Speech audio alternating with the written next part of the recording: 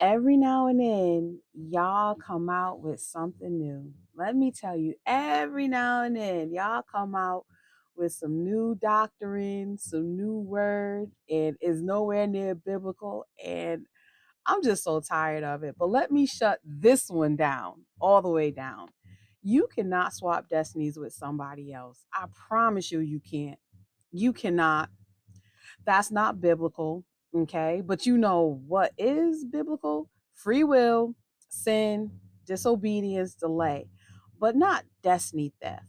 Let me tell you, ain't no demon, witch, warlock, or person out here strong enough to override the will of God for your life unless you forfeit it.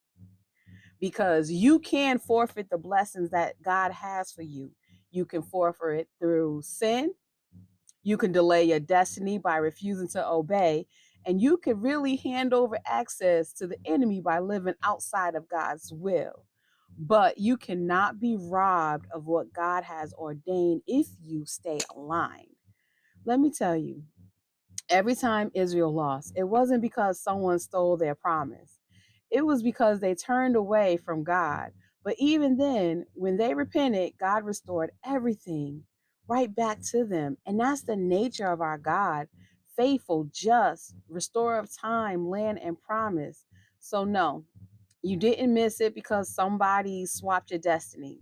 Okay?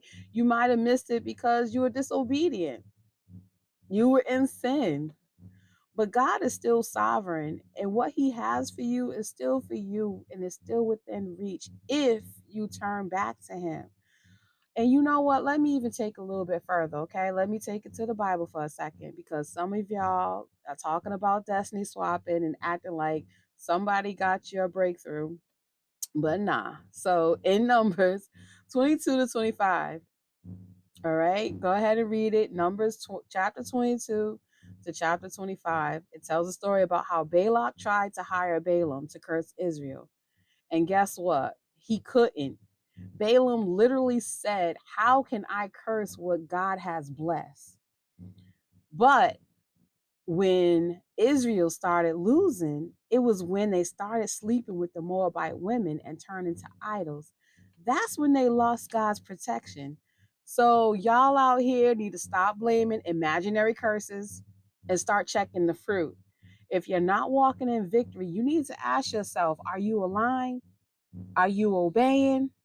Or are you blaming something that doesn't even exist, like destiny swapping? Nobody stole your destiny, I promise you. But if you walked away from God, that's when you've been left unattended.